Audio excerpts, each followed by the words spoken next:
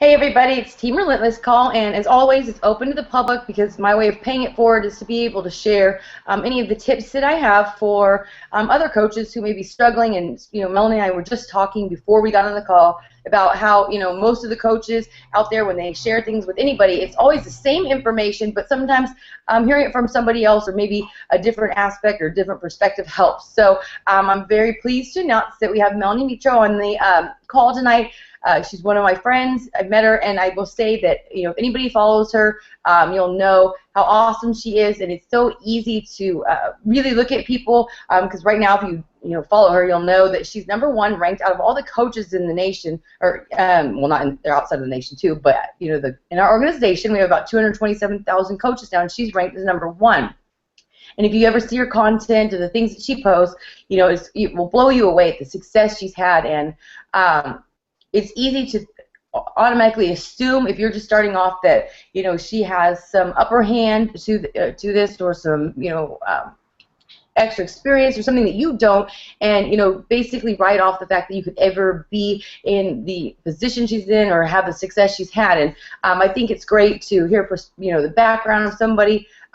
A little bit about her. She was a stay-at-home mom. She had 2 children, and she's a lot like a lot of people that I talk to. That she didn't want to spend the money on herself or take away from the family. And it's hard when you are a single income family. And her husband was kind of leery about it, where I think a lot of us, or our spouses or family members, feel the same way. And it was something that meant a lot to her. And then she saved up the money, and she made the decision. And I think a lot of it was the fact that she was going to prove to herself and to her husband that this could work, and it did. And along the way, she has really taken off, and she's a 2-time elite coach. Last year, she was ranked in the top 10, and so she was able to go on the elite top 10 group trip, and she's still ranked as #1. And so she's somebody who lived in a small town, was a stay-at-home mom, and started off just like a lot of you on the call who are watching. So I asked her to share a few tips, and I wanted you to hear it from somebody, because for me, I hear so many people who hold coaches that are in the top 0.1%, or who are elite coaches or diamond above. They hold them on this pedestal. And the thing about us is that we have achieved wonderful things, but we all started off where you were, and she's one of the most humble people, and her husband is one of her biggest supporters now. So I really want you to hear from her and see that you too can do the same thing we have, and you're no different than where we were. So I'm going to turn it over to her. She has another call tonight, so thank you again for graciously giving us your time. So I will let her go, and then she may jump off so she can get on to her next call. So I will let her go. Go ahead, Melanie. Hey, everybody. Good evening.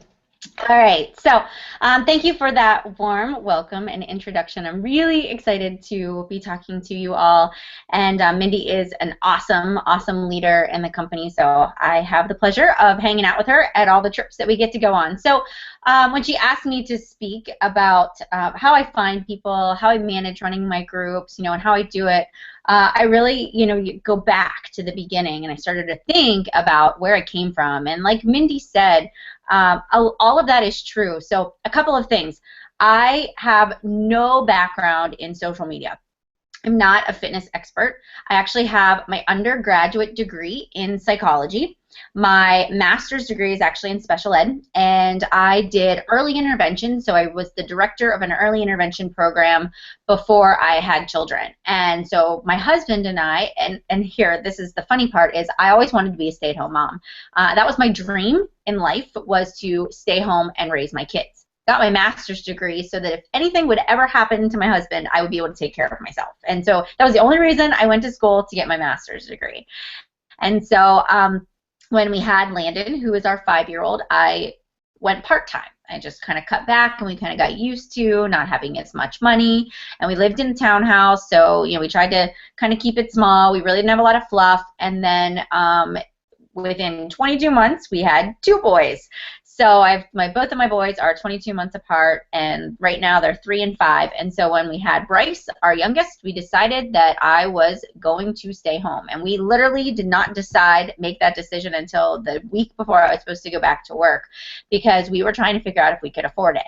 And I'll tell you, we really couldn't afford to do it comfortably. It was very uncomfortable, and my pastime is shopping. I really enjoy shopping. You know, some of us like to go hang out with our friends or watch a movie, but I would, if I was having a bad day, I would go past the mall and buy myself a new shirt. And that filled my cup. I don't know why, but that came to a screeching halt. So, you know, now my free time with 2 little babies was at home in the winter. I couldn't go out. We couldn't even go to Target and just randomly shop. You know, I had to ask him if we could pay for I could get groceries today because, you know, was there enough money in the bank account? And so it was tight, but we were able to do it. So once the weather started to change and spring came around, and I started to just pull out all of my spring clothes, you know, I had a 5-month-old and nothing fit.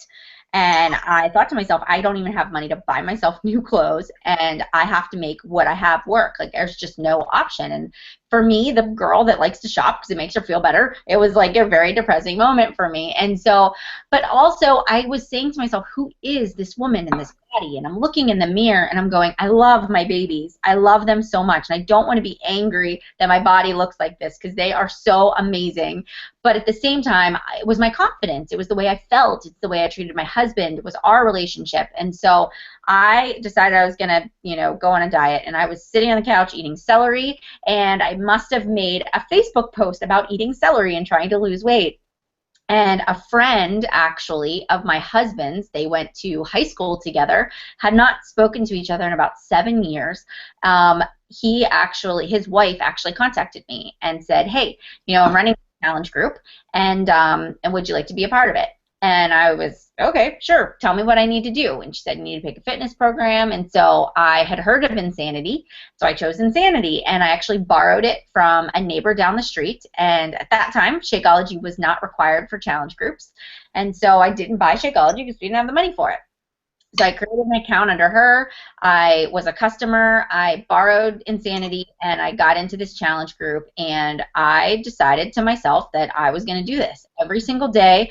I would wake up and I would wait until the kids went down for naps, put my DVD in our little tiny hole-in-the-wall basement storage room that we had. I didn't even have a DVD player, so I'd take my computer down there and play my DVD, and I would have the baby monitor, the boys would be napping, and I would work out. And I had this picture on my wall that I ripped out of the Oxygen magazine, and it said, and it was, who was it? It was a fitness model. She standing with her hand on her hip, and she said, you want to change more than you want to stay the same. And I would do that stinking Insanity workout every single day, and I would die, and I would be pouring sweat, but I literally was just, I wouldn't give up, because I just did not like the person that I was. Cool part is I loved the support. I loved this idea of challenge groups. And so the more I just got involved in, and I loved checking in, and I was out there finding motivational quotes, and I was pinning things on Pinterest, and I was looking up recipes, and this was my thing. I just loved this support. So I was at home, 2 infants, really, you know, not a ton of friends in the area. And so I had this whole group of friends keeping me motivated. The more I saw other people's before and after pictures, the more I saw other people post recipes, the more excited I got about it. And so I ended 60 days of Insanity, put my side-by-side pictures together that I never showed anybody, my before pictures, so nobody had seen this. And I shared it with my coach, and I shared it with the group, the close group, and people were like, oh my gosh, you know, that's amazing, you look awesome.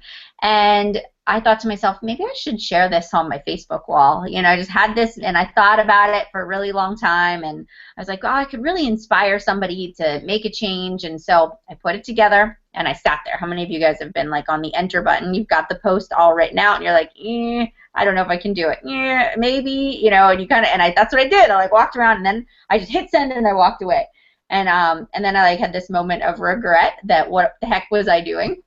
And what happened was comments just started to flood in. You know, how did you do this? Teach me what you did. I didn't know Insanity worked. You know, I just thought those people were airbrushed on that infomercial. You know, that wasn't really real.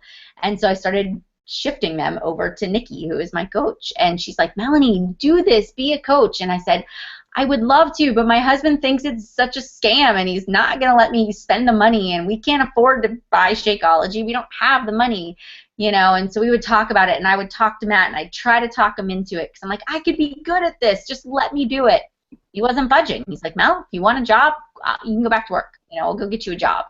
And so it was right around my birthday, and I actually saved up all the money that I got from my grandma and my parents and my in-laws, and I didn't tell my husband, and I signed up to be a Beachbody coach. And there were no challenge packs at that time, so I paid $40 and I bought a bag of Shakeology. And I didn't tell him for like a week that I signed up, but I was really excited, and all I wanted to do was start this clean eating book club because I wanted people to know that you could lose weight and eat a lot of food and you could feel really good, you know. And that I just wanted to teach people how to eat cleaner. That, you know, and even my husband was starting to lose weight just by me changing the way we were cooking dinner, and he wasn't exercising. So a week went by, and finally told Matt, and he did exactly what I thought he would do. Told me it was a waste of money. He said, this is dumb. You know, this is a scam. You'll never make this a success. And I just said, watch me. I'm going to do it. And so I said, and I did, and I put forth all of my effort. And the very first book I read was The Slight Edge by Jeff Olson, right? So you do your Getting Started Right interview. They tell you to get personal development. That's what everybody was reading, and so that's the book I got. And that book changed my thinking forever and ever and ever, and I recommend that book to everyone. So I start my journey as a Beachbody coach. I have less than 100 friends on Facebook because all I used Facebook for was scrolling through the newsfeed to see what my friends from college were up to or that I went to high school with. So I really didn't post very much on social media. Didn't have any idea what Instagram or Twitter was, you know. Facebook, that was it. And I had the archaic phone, the flip phone that didn't even have the internet on it at that time, you know. So nothing, no background in any of this stuff. And I just said to myself, I'm going to start a challenge group. I'm going to start my first challenge group. And I started to post, you know, because that's what my coach told me to do. She's like, you need to have 3 to 5 exposures every single day. And so I thought to myself, okay, I don't want to sell people stuff. I really hate that part of the business. You know, I don't want anybody to ever feel like I'm selling them anything. But if I can every day add value to someone's life, then I will make a difference. And so that's how I look at my daily Facebook posts. I look at them as little tidbits of information or droplets to add value to somebody else's day to make them better. And so what I decided to do is I decided that I was going to just start sharing my journey, and I created a blog, which now is, you know, MelanieMitro.com. It was a free blog from Blogger, and I went on there and I just started journaling my progress. Every single week I would talk about what I was doing, what workout program I was doing. If I found a new recipe, I would blog that recipe, and I would just always share it on my Facebook page. I would just go back and forth. And so what happened was I found that people were watching my blog. They were reading it. They liked my recipes. There were no bells and whistles. It was like the free basic package where I just uploaded random pictures, and I mean, it was nothing fancy. But people would say, oh, I go to your blog all the time. You know, I have my iPad up and I cook with your recipes. But nobody ever said anything. They never liked my pictures on Facebook. They never said that they were following me. But I was creating this following because every day I woke up and said, I'm just going to share my life. And so, and that's basically, you know, and give you this tidbit too. I blogged for 9 months before I got my first customer on my blog. How many people would have quit in the first 2 weeks if they didn't get a customer from their blog? And I tell people all the time, hang in there, you know, stick it out, you will get it. And it happens faster now because I figured it out, but for my coaches, but for me, that's how long I hung in there. But so anyways, I did not hit Success Club my first month as a coach, but I never missed it again after that. I've been a Success Club 10 legend, so I've hit it every single month after my first month from that point. So, hold on, my screen just, there we go. All right. So what I did was I did this whole slight edge, and so I would wake up in the morning, and I didn't have a babysitter.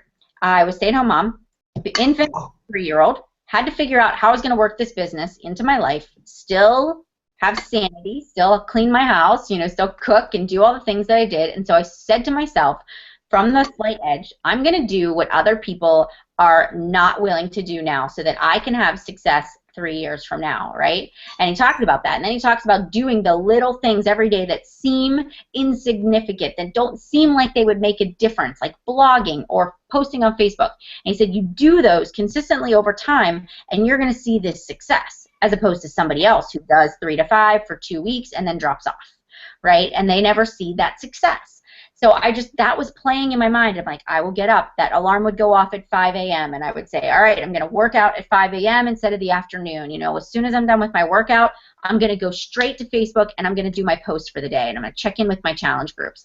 And I started to change my thinking. I started to say, what can I cut out in my day? I want to prove to my husband that I can make this work, so I need to make it work. And for me, it meant I didn't watch Grey's Anatomy anymore. You know, I didn't watch Dancing with the Stars anymore. It meant that, you know, I didn't take naps in the afternoon, which I love to do. You know, I cut out fluff in my life. I found ways to fill what was useless time with Beachbody time. I cleaned the house. I listened to personal development with my earbuds. You know, if I was driving in the car, I was listening to the national wake-up calls. You know, so I was finding every single way with 2 kids to maximize every free second of time I had. If they went down for a nap, I immediately sat down at the computer and I did my work first, so that if they woke up, I at least got the most important things done in my business first. And so what I started to do was these posts, right? So posting 3 to 5 times a day. I hate to invite. My secret. I don't like it. I really don't like it at all. And so I thought to myself, if I don't like to invite, I've got to find a way to attract people to me. And this is where I spent a lot of my time. Now, I did invite because I wasn't attracting people right away. So I needed to go out and, you know, invite people to my challenge groups. But what I did was I was setting the stage with my Facebook posts, those 3 to 5. So I would do a motivational post in the morning, whether it was my workout, and I always tried to do pictures of myself because I found that people like to see me working out versus, you know, fitness model or something. And then I would share my food, because I found that when I shared pictures of my food and I talked about, okay, this is a correct portion size, like with the 21-day fix, you know, this is the red container, this is the green container. Then when you put them on your plate, look at how much food you have, you know, or I would share recipes, and people loved that kind of stuff. Or when I would go to the park with the boys, I would pack our lunch and I'd lay everything out on the kitchen table, take a picture of it, pack it in the bag, and then I would narrate, you know, how to do healthy eating with your kids at the park and things that travel well. And so I was setting the stage for people to see me as somebody who had knowledge. And that's how I look at my Facebook posts. I consider that my supporting evidence for my business. So that when I would go at the beginning, right, and I would do an invite and somebody would say, what is this challenge group that she's talking about? Or I've never heard of this before. They would go to my Facebook wall and they could see, okay, she's exercising. Oh yeah, she's eating healthy. Ooh, that recipe looks good. Or wow, that's her before and after picture. She looks great, you know, or she's really changed. I was supporting my case for people joining my challenge groups by doing these Facebook posts. So this is how I was finding people. I had all these, and then I was just going back through and I was just adding everybody I went to high school with, you know, everybody that I went to college with, people that I knew in the neighborhood, people that were in my mom's group that I was a part of, and I was just adding friends on Facebook. And I wasn't adding them and them accepting and then messaging them to invite them to my challenge group. I was just letting it be. I was just letting them watch what I was doing because I was still going to do my 3 to 5. And what happened is all of a sudden I'd see somebody new start liking my pictures, you know, and I'd let them like it, and I'd maybe like some of their stuff back, and then I would invite them to be in a challenge group. Or sometimes they'd invite me before I even got to it.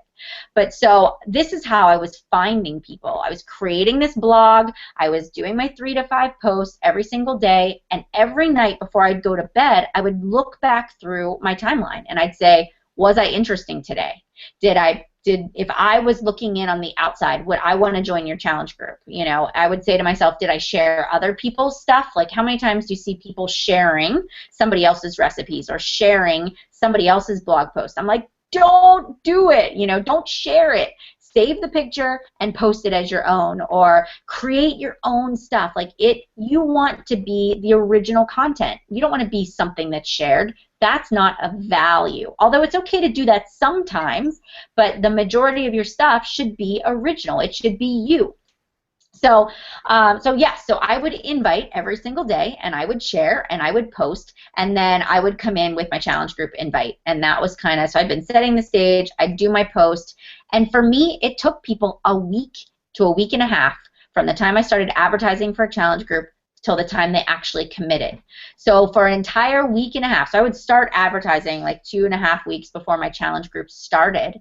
And so every single day I would do something to support the challenge group. So for example, I did like a Busy Moms challenge group right in September. And so every single day leading up to it, I initially wrote a blog post about my challenge group, giving all the details that they could read. And then I made my little pick monkey image, and then I made my initial Facebook post of, this is my challenge group. You can read my blog for all the details. Fill out my application. I would make a woo-foo application that they could fill out. So I would gather information ahead of time, and I would post that on Facebook. But then the next day I would say, busy mom tip of the day. Are you somebody that, you know, has the excuse that you don't have the time to work out? I set the alarm a half hour earlier, and I can fit in T25 in 25 minutes. You know, I'm not disturbing anybody in the house, and I'm dressed and ready to go at the same time. And I'd share a picture of me doing my workout.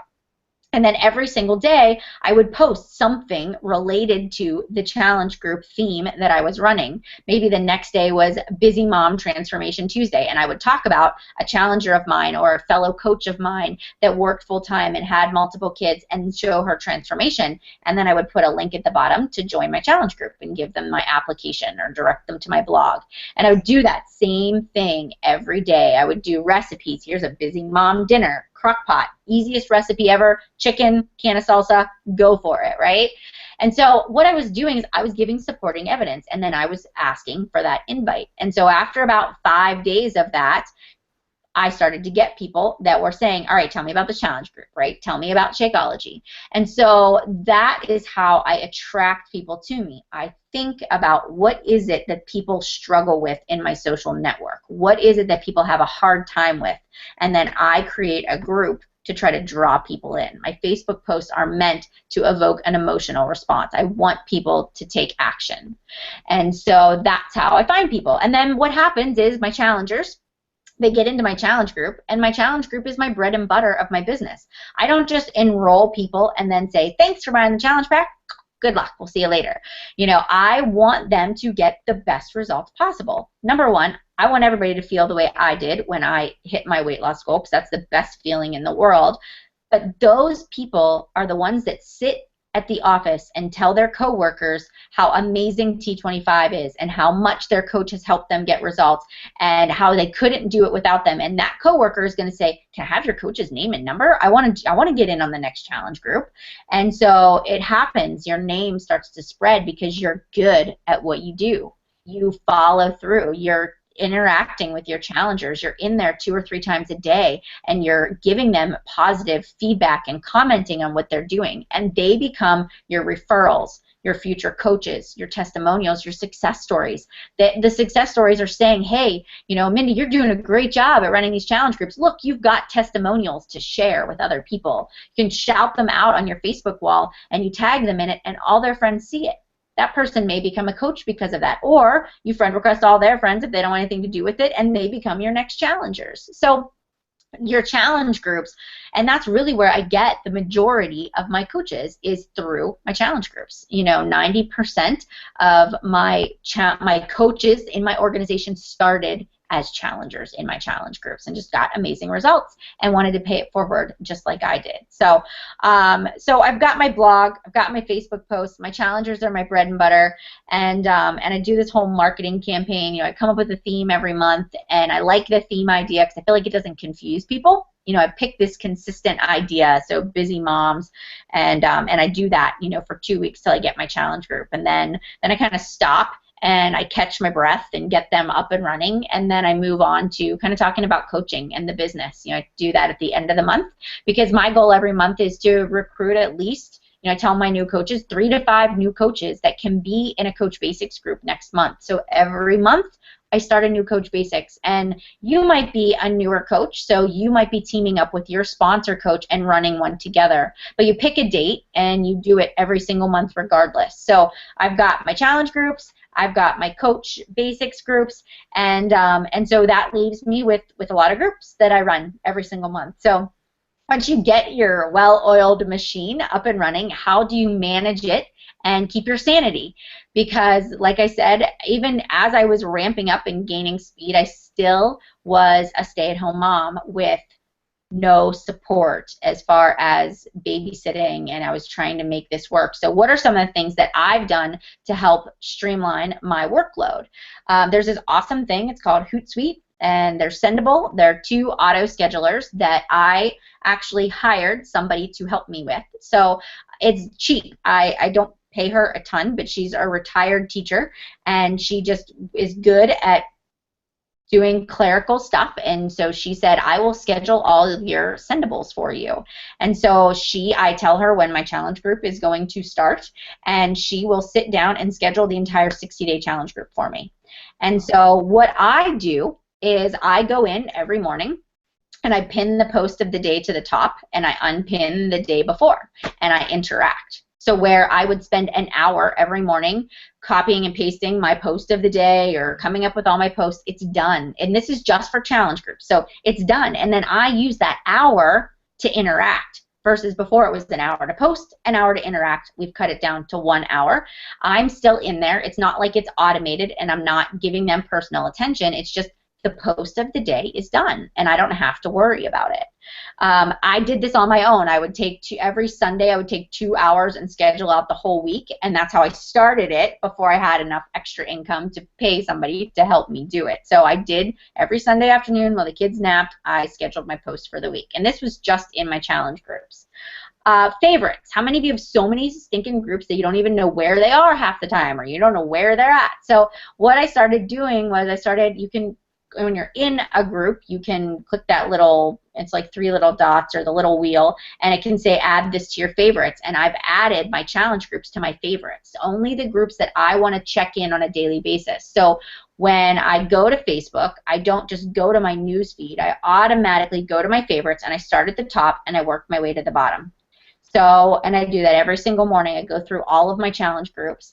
And then what I do is if something's dinging and I turn off my sound. There's no sound on. There's nothing going on. My phone is turned off because I'm focused on checking in with my challengers.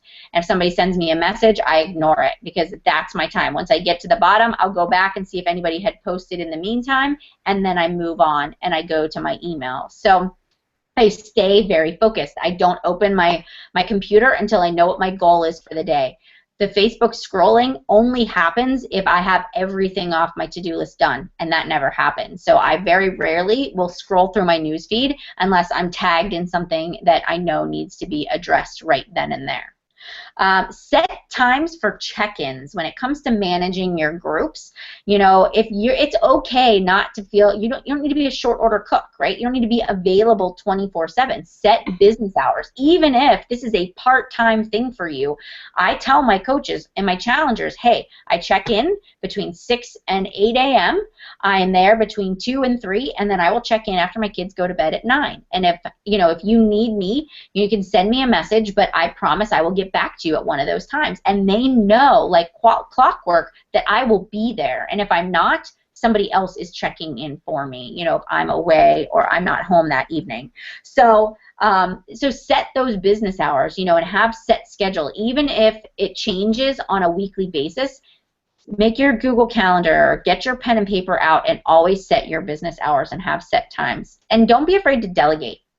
It's totally okay when it comes to managing groups. If you have 2 challengers in a group and 3 challengers in another group, that you and somebody else say, let's split the responsibilities. I'll take this week, you take next week, and you alternate. Or I'll post in the morning because I'm an early bird, and you can do an afternoon post because that's when your free time is. And that splits the responsibilities. So the more groups you get, if you can streamline it that way and work together, it's much less overwhelming, and you don't feel like you have to be there at a moment's notice, because you know somebody else has got your back and is checking in for you and is just as reliable and responsible as you are too. So the other thing that when it comes to running groups and managing groups that I do is I have a master schedule, and I do this actually for my team, and it's just, I made it on Word. It's a Word calendar, and I put in the start dates of all my challenge groups for the month. I put in the start dates of my coach apprenticeships if I'm doing like a little sneak peek or a business opportunity call, or I'm going to run a push to Emerald or a push to Diamond. I'll put all the dates on this calendar, and at the beginning of every month I post that calendar. And so my entire team knows what they're inviting to. They can, you know, either plan around that or do their own thing if I'm not offering something that they want to offer their team. And this is a great way to manage your team and your time too, so that everybody's on the same page. And if they're checking in on a consistent basis, then they know what's expected. So so those are some of the things. Is there anything else, Mindy, when it comes to like managing my groups that you want me to kind of touch on? No, that was pretty much it. The biggest thing was, you know, how you found people, because I think so many people started off where you did, not knowing anybody, and I think that the invite part of the 3 vital behaviors is the most important thing, but that's where people get stopped, and I myself can attest to the fact that, you know, in the beginning I threw everything out there, and I've done a better job of finding people and connecting with people by doing what you said. I'm running a leadership group too, and you know, people are asking about the invitation part and about messaging people, and the whole point is you find people, and yes, you can connect with people that you knew from your past, but you don't want to just friend request people you knew from your past or strangers with the sole intention of I'm going to hit them up and invite them, and so that's one thing that I think is so confusing about the invitation, is so many people assume that you're just, you know, cold calling them basically via the internet, and it's really not the best way. Like I told the group yesterday, was that I feel that I market myself, and yes, everybody at this point know that I'm affiliated with Beachbody, and they know that Shakeology and the programs have changed my body and my whole life, but the point is I market myself and what I can give, and a true testimony how it's helped my whole business, so that people want that happy feel. They want me joining them, and that they see other people you know, sharing or saying that I've helped them, so then, you know, we have this continual timeline of that this works. So when they come in, they already feel that they know me so much, and they know my kids, and they know my husband, that they built their trust with me, and now I just have to find the right program for them and get to know them. And, you know, like you said, the challenge groups, you know, if anybody's listening to this, this is the part where it is the growth of your business. This is a testimony to you, because if you just sign people and see them as a success club point or a number, and you're only focused on that part, and you're not building challenge groups, you're going to have zero growth, and you're not going to build your reputation. So I think that you did a great job, you know, sharing that and giving different ideas, because sometimes I'm not good at giving ideas. So I appreciate that. What is that Sendable thing? Is it SENDIBLE? Yeah, it's SENDIBLE, and it's just another, it's like Hootsuite. I just like the look of it a little bit better. I found with the Hootsuite, things were not posting always like as I wanted. They were getting rejected for whatever reason. So I found that works really well. It did. So that's, you know, because I always wondered how you did that.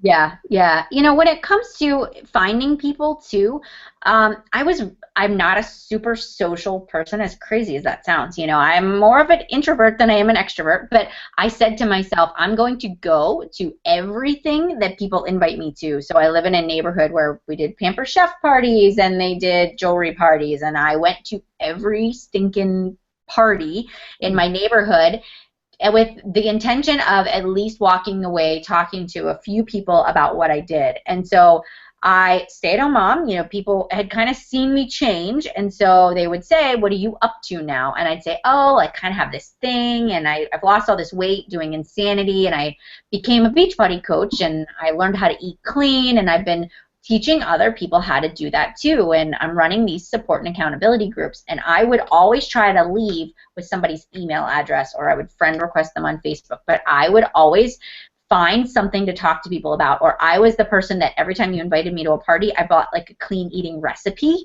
so that I had something to talk about, so people could ask me, oh, where, and I could say, oh, it's on my blog, you know, and so I could direct them to my site. So I just found ways, like even my MOPS group, I was part of a mom's group, I would go and I was the only one that brought the healthy breakfast, you know, but everybody loved it, and I would print out the recipe and take it and put my blog address at the bottom, you know. Or if you guys do everything through Facebook, put your Facebook, you know, if you post a lot of recipes on your like page or through Facebook or through Instagram, put your social media links at the bottom so that people can find you later, you know. So I just was trying to find ways to share with other people, like how could I get myself out there any way possible, and I just did. I stuck myself out there more than I ever would before, and you know, really made a name for myself in this area too. So yeah.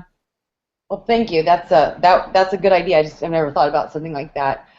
You know, I like everything that you shared about the whole challenge groups. I've always wondered how you ran all of them, because I know that you're running so many different, you know, groups and training groups, and so I always wondered, and I was always, you know, people told me to use Hootsuite, and I was like, well, I really want it to be personal, because how do you do that, and I don't want it to be canned. That totally makes sense. So that was a huge, you know, eye-opener. And I'm one for getting very sidetracked, so I do appreciate you talking about you set your times, you tell your people, and that's one thing that I've learned in this business is, you know, you set the precedents, but you have to be dedicated, and people usually follow suit. But I like that I get distracted, like you said, when you check in your challenge groups, you know, message pops up, and then, you know, trying to retrain my thoughts. So that's something that I will find helpful, and I hope other people do too.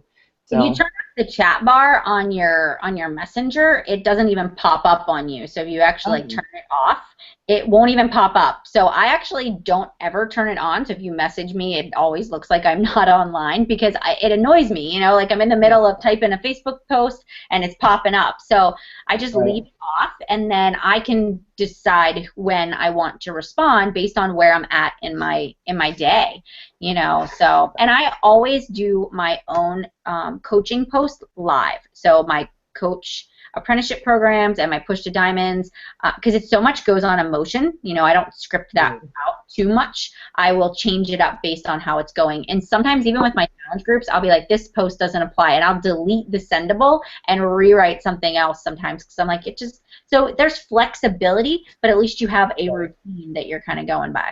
So. That's great tips. Well, I appreciate it. I know that you're so busy, and I appreciate the time that you took. And I will, you know, I guess I'll see you at the next event. I won't see you for a while. So. Absolutely, absolutely. Thank you. So much. I appreciate it. Have a good night. All right, you too. Bye-bye. Bye.